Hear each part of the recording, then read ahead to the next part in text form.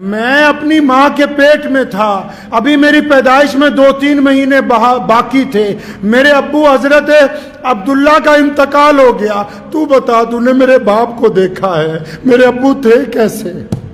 چاہے وہ کوئی مولوی ہو، چاہے کوئی مفتی ہو، چاہے کوئی بڑے بڑے سے بڑا محدث ہو، چاہے وہ چلے کاٹ کے آیا ہو، چاہے وہ بریلی شریف سے ہو کے آیا ہو، وہ کیا کرتا ہے اپنے رشتہ داروں کے پاس آ کے؟ اپنی دین کی چودراہٹ دکھاتا ہے۔ ام ہانی نے یا رسول اللہ بستر تیار ہے، فرمایا نہیں بہنا، آج سونا نہیں ہے، آرام نہیں کرنا ہے، آج بیٹھ گئے، اپنی ہمشیرہ کو اپنے سامنے بٹھایا، سارے رشتہ دار بھانجے جو ہیں وہ بھی آ کے نبی علیہ السلام کے پاس بیٹھ گئے، بچے سارے، حضرت ام ہانی کو سامنے بٹھایا۔ اور مسلمانوں کبھی سوچو کہ نبی علیہ السلام نے اپنی بہن کو کیا کہا ہوگا؟ تھوڑی اپنی بھی عقل لڑاؤ کہ اگر بندہ جب جماعت سے باہر آتا ہے، تبلیغی جماعت سے ہو کے آتا ہے، وہ اپنے بچوں کو کیا کہتا ہے؟ نماز پڑھا کرو۔ کوئی مولوی بن کے آتا ہے، اپنی ماں کو کیا کہتا ہے؟ پردہ کیا کرو۔ کوئی اجمیر شریف ہو کے آتا ہے تو تبرک کھاؤ۔ کوئی عرس پہ ہو کے آتا ہے تو لاؤ تمہارے لیے وہاں سے چادر لے کے آیا ہوں، تحفے لے کے آیا ہوں۔ کوئی دیندار بندہ جب اپنی بہن کے گھر پہنچتا ہے، آج کی تاریخ میں بھی، چاہے وہ کوئی مولوی ہو، چاہے کوئی مفتی ہو، چاہے کوئی بڑے بڑے سے بڑا محدث ہو، چاہے وہ چلے کاٹ کے آیا ہو، چاہے وہ بریلی شریف سے ہو کے آیا ہو، وہ کیا کرتا ہے اپنے رشتہ داروں کے پاس آ کے؟ اپنی دین کی چودراہٹ دکھاتا ہے۔ اچھا اگر وہ دیندار نہ ہو، دنیا دار ہو تو کیا کرے گا جی؟ اگر دنیا دار ہوگا، افسر ہوگا، تو آ کے اپنے رشتہ داروں کو کہے گا ہاں آج کل فلاں جگہ پوسٹنگ ہے، اتنے ملازم بدل دیے، اتنے سسپینڈ کر دیے، فلاں کام میرے انڈر ہے، فلاں ٹول ٹیکس کا میں یہ لگ گیا، فلاں یہ ہو گیا۔ وہ یہی باتیں کرے گا کہ فلاں شہر کا میں ڈی سی ہوں، میں کمشنر ہوں، اپنی باتیں بتائیں۔ اچھا اگر وہ کاروباری ہوگا تو کیا باتیں کرے گا اپنی بہن سے، رشتہ داروں سے؟ وہ فلاں بلڈنگ میں نہیں بنائی ہے، فلاں پراپرٹی ہم نے خریدی وہ بیچی ہے ابھی، یہ گاڑی اتنے کروڑ کی خریدی، یہ گھڑی اتنی مہنگی آئی، یہ تو تمہاری بھابھی پیچھے پڑ گئی تھی اس لیے یہ فلاں چیز خریدنی پڑی، اپنی ہانکے گا وہاں پہ۔ مطلب وہ جس لائن کا آدمی ہوگا، جس لائن کا بھی بندہ ہوگا، اس کو اپنی اس لائن پر ہی غرور ہے، چاہے وہ دیندار ہے، چاہے وہ دنیا دار ہے، چاہے وہ افسران کے طبقے میں سے ہے، چاہے وہ پیری فقیری میں ہے، تو وہ وہی باتیں بتائے گا۔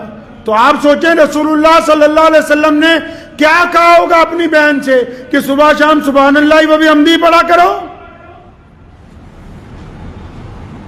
تھوڑا تصور میں جائیے، رسول اللہ صلی اللہ علیہ وسلم نے اس رات اپنی ہمشیرہ سے کیا کہا ہوگا کہ اپنے بچوں کو عالم بناؤ، تہجد کی پابندی کرو، قرآن پاک کی فلاں فلاں آیت کا حفظ کر لو۔ نبی علیہ الصلوۃ والسلام تو دین کے بانی ہیں نا جی۔ قربان جاؤں اپنے نبی علیہ الصلوۃ والسلام کی ایک ایک ادا کے اوپر۔ اس رات جب اپنی ہمشیرہ کو سامنے بٹھایا تو یہ نہیں کہا کہ نماز میں فلاں نفلوں کا اضافہ کر دو، فلاں تسبیحات کا اضافہ کر دو۔ اپنی ہمشیرہ کو سامنے بٹھایا اور کہنے لگے ہانی آپ تو مجھ سے بہت بڑی ہیں عمر میں، آپ عمر میں مجھ سے بڑی ہیں، 15-20 سال بڑی تھی غالباً۔ اور رسول اللہ صلی اللہ علیہ وسلم سے ام ہانی خود کہتی ہیں کہ رسول اللہ جب یہ ذکر کر رہے تھے نبی علیہ السلام کی آنکھوں میں آنسو تھے۔ فرمایا ہانی آپ کو پتہ ہے میں اپنی ماں کے پیٹ میں تھا، ابھی میری پیدائش میں 2-3 مہینے باقی تھے، میرے ابو حضرت عبداللہ کا انتقال ہو گیا، تو بتا تو نے میرے باپ کو دیکھا ہے، میرے ابو تھے کیسے؟ بتاؤ آج مجھے میرے والد کا چہرہ کیسا تھا، ان کی گفتگو کیسی تھی، قد و کاٹ کیسا تھا، چلتے پھرتے کیسے تھے، مکہ فتح کیا ہے آج رسول اللہ نے، اور وہ دین کے بانی ہیں، اور فتح کے بعد کس کا ذکر کر رہے ہیں ساری رات؟ ام ہانی کہتی ہیں کبھی اپنے ابو کا ذکر کرتے ہیں خود روتے ہیں ہمیں رلاتے ہیں، کبھی اپنی ماں کا ذکر کرتے ہیں خود روتے ہیں ہمیں رلاتے ہیں، کبھی حضرت عبد المطلب کا ذکر کرتے ہیں، کبھی اپنے چچاؤں کا ذکر کرتے ہیں۔ فرمایا ساری رات گزر گئی، ان لوگوں کو یاد کیا۔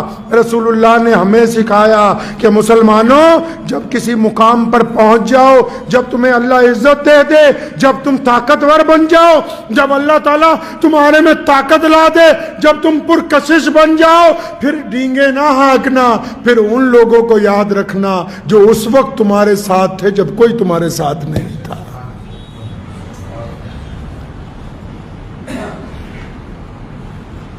امی عائشہ رضی اللہ تعالیٰ عنہ فرماتی ہیں نبی علیہ الصلوۃ والسلام اکثر ہم سب کی جو ماں ہیں پہلی امی خدیجۃ الکبریٰ رضی اللہ تعالیٰ عنہ کا ذکر کیا کرتے تھے۔ فرماتے ایک دن میں نے ویسے ہی عذرائے چھوٹا سا مزاح میں کہا یا رسول اللہ آپ عائشہ کو، آپ خدیجہ کو بہت یاد کرتے ہیں۔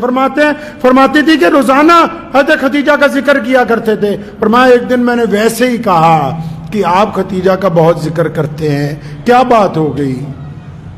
تو نبی علیہ الصلوۃ والسلام نے، نبی علیہ السلام آپ دیدہ ہو گئے۔ فرمایا عائشہ خدیجہ نے اس وقت میرا ساتھ دیا جب سارا مکہ میرا دشمن تھا، جب گلی کوچوں میں لوگ پتھر مارتے تھے،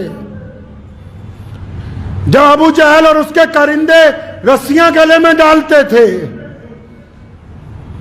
جب اتبا اور ولید جو ہے محمد رسول اللہ صلی اللہ علیہ وسلم کو نعوذ باللہ قتل کرنا چاہتے تھے۔ فرمایا عائشہ خدیجہ اس وقت میرے ساتھ تھی جب کائنات کا پتا پتا یہ تمام طاقتیں میرے خلاف لگی ہوئی تھی، اس وقت اگر میرا ساتھ سب سے پہلے کسی نے دیا تو خدیجۃ الکبریٰ نے دیا ہے۔ یہ مہینہ یاد دلاتا ہے ہمیں ہمارے نبی صلی اللہ علیہ وسلم۔ مسلمانوں ایک بات نوٹ رکھو، دیکھو کبھی یاد کر لینا، اگر کوئی کسی کے خلاف بولتا ہے پوری دنیا میں اگر کسی کو کسی سے تکلیف ہے تو دنیا کا اگر کوئی بڑے سے بڑا بندہ ہوگا، آج 1450 سال کے بعد بھی اب جو مرضی بن جاؤ کائنات میں، اگر آج بھی اہل ایمان زندہ ہیں ان مسجدوں کی وجہ سے نہیں، تم سمجھتے ہو قرآن پاک کی تلاوت یہ وجہ نہیں ہے، بیت اللہ کا موجود ہونا مسلمانوں کے وجود کی وجہ نہیں ہے۔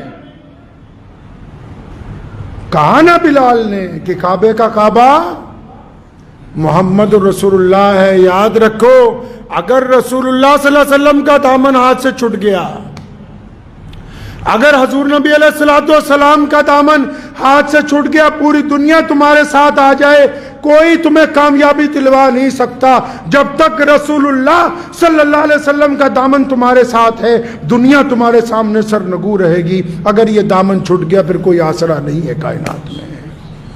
وقت بھی زیادہ ہو گیا، لیکن ایک مولوی کا چھوٹا سا قصہ تمہیں سناتا ہوں، ذاتی اپنا بھی کچھ دنوں پہلے کا۔ میرے پاس ایک مولانا آئے، اکثر لوگ آتے ہیں، میں اندر آفس میں بیٹھا ہوا کچھ کر رہا تھا، ملاقات ہوئی تو ان کے لیے چائے پانی بھی آیا، تو میں نے پوچھا کیسے آنا ہوا؟ کہنے لگے امام صاحب میں قادیان گیا تھا دیکھنے کے لیے کہ قادیانی کیسے ہوتے ہیں۔ کون قادیانی؟ جو نبی عالم صلی اللہ علیہ وسلم کی جگہ نعوذ باللہ مرتد مرزا غلام قادیانی جو اس ملک کی جنگ آزادی کا غدار ہے، اس بدماش کو نبی بتانا چاہتے ہیں۔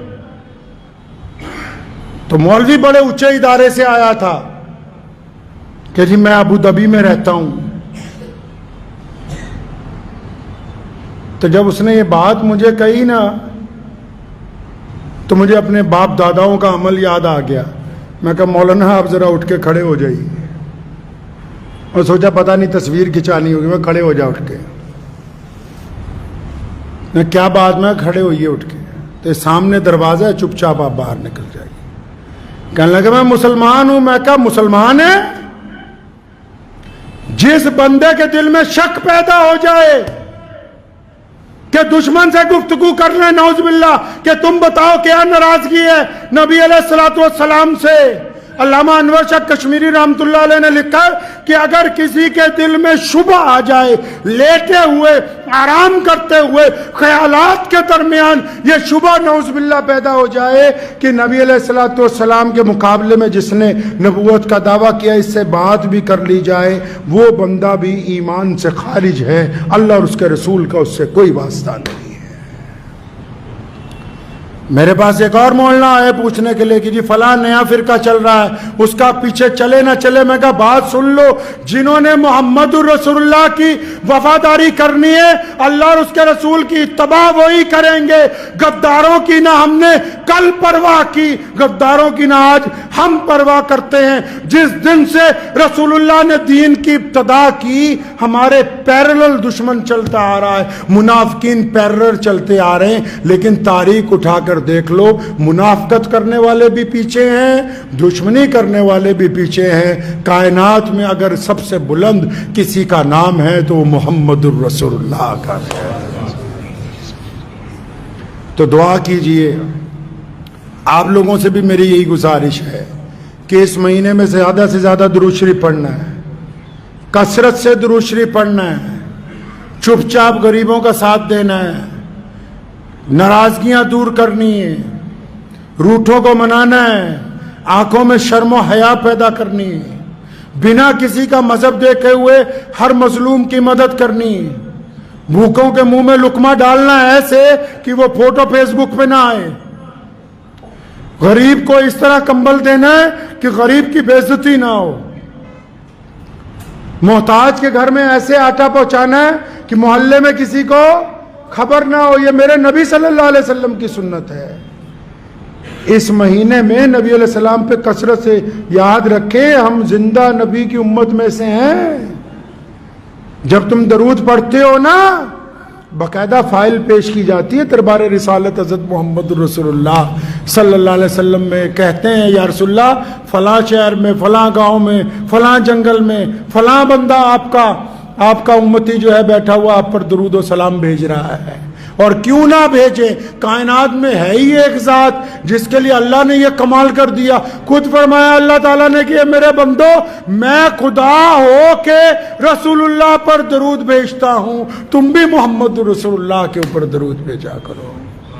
تو کریں گے انشاءاللہ، ضرور درود و سلام بھیجیے۔ اور ایک گزارش یہ بھی ہے کہ شہاب بھائی کو لے کے آج میں صبح بھی میں اس پہ یوٹیوب پہ دیکھ رہا تھا، کوئی جنت تک چینل تھا، داڑیاں رکھ کے لوگ جھوٹ بول رہے کہ جی فلاں جگہ پہنچ گئے، فلاں جگہ پہنچ گئے، بات ابھی وہی ہے جہاں 4-5 دن پہلے تھی، کچھ اس میں ابھی اضافہ نہیں ہوا۔ جب ہوگا دعا کریں کہ اللہ تبارک و تعالیٰ ان کا راستہ آسان فرما دے اور ان کا کام مکمل ہو جائے۔ لیکن جتنے چینل عام مسلمانوں کو دھوکہ دے رہے ہیں، بے ایمانی کر رہے ہیں چند چاندی کے سکوں کے لیے، ان سے گزارش ہے کہ نبی علیہ الصلوۃ والسلام کے روضے کی طرف جا رہے ہیں۔ پیدل تو بہت دنیا چلتی ہے، شہاب بھائی سے اس لیے محبت ہے سب کو کیونکہ وہ اللہ اور رسول اللہ کے دربار کی طرف پیدل جا رہے ہیں۔ ٹھیک ہے انشاءاللہ تعالی، دعا میں تمام حضرات ان کو یاد رکھیں اور دعا کیجئے اللہ تبارک و تعالی ان کا یہ مسئلہ جو حل کر دے۔ وآخر دعوانا ان الحمد